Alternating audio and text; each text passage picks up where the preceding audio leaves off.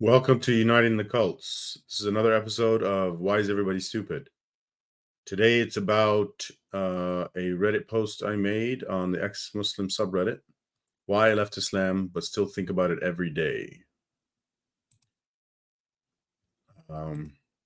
So the reason I brought this up is there's a lot of Muslims that come to the ex-Muslim subreddit and sort of criticize us or mock us by saying that, we left Islam, but we still think about it every day as if we didn't leave Islam, something like that. I don't know. They don't really say, it's very vague nonsense. So I thought to explain to them, and I put it in a comment. I replied to them on their post, this thing right here, which I'm about to explain because I've made it as its own separate post. I left Islam when I realized that my morality is far superior to Islam's morality. And so people know what I'm talking about here is. So Islam teaches that there's jinn, demons, and that to get rid of jinn, you go to exorcists. They call them imams or whatever.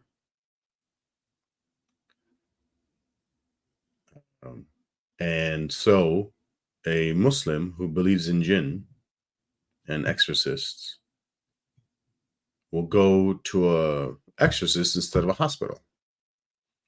And when I learned that people are doing this, I realized my morality is far superior to Islam because I would never do something stupid like that. I never believed in jinn, even when I was a Muslim. Anyway, it's been 14 years since then, and I now think about Islam almost every moment of the day. Maybe not that much. Each time I read an account by an ex-Muslim from some other part of the world, I feel my heart breaking. It makes me want to do something. I don't want to stand by and watch my brothers and sisters suffer without me doing anything to stop it. This reminds me of a quote. The world will not be destroyed by those who do evil, but by those who watch them without doing anything. Albert Einstein said that. I don't want to do nothing.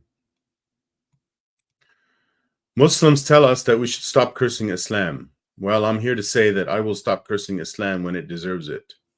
At the very least, it must remove the death penalty for apostasy worldwide. Until then, tell your Allah to go to hell. And I mean all the nations that have these laws, all these Muslim majority nations that have these laws need to get rid of these laws.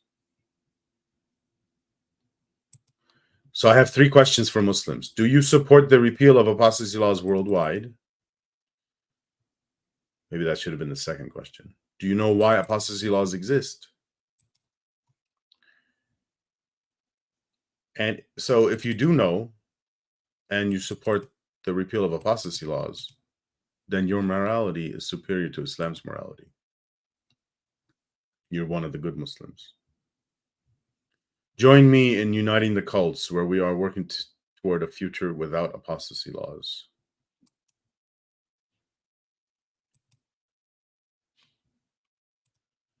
This link takes you to the Uniting the Cults website.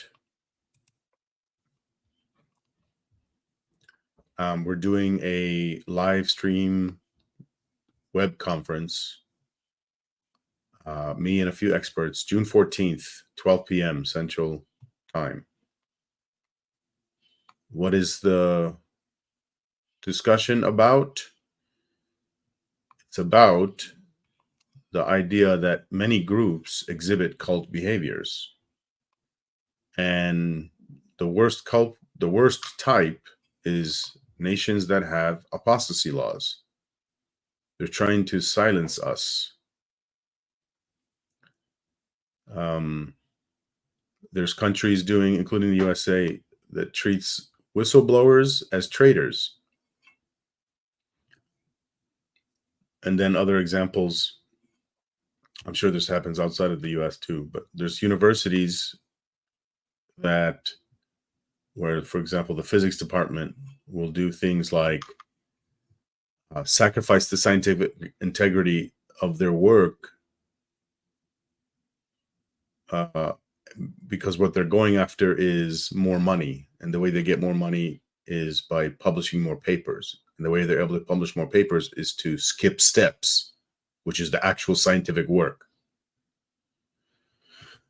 Richard Feynman talked about that in his 1974 Caltech commencement speech. And this June 14th is the 50th anniversary of that speech.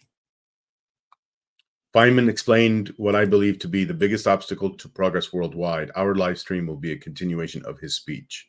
He explained the problem and outlined the solution. We re-explained the problem in more detail with more clarity.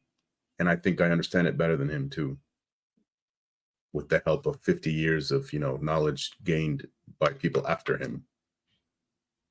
Like I learned from Ellie Goldratt and from David Deutsch and from Karl Popper.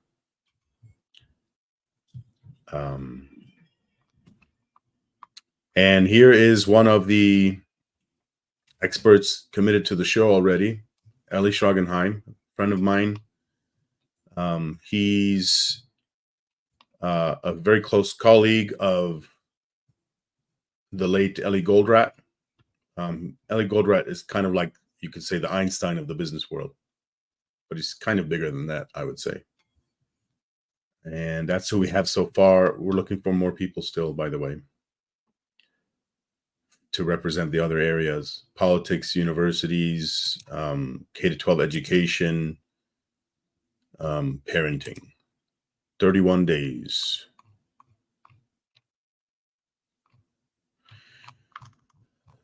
If you like this video, please hit like and subscribe to the YouTube. And please also go to Twitter or X and at Uniting the Cults. And I post some stuff there too. So thank you.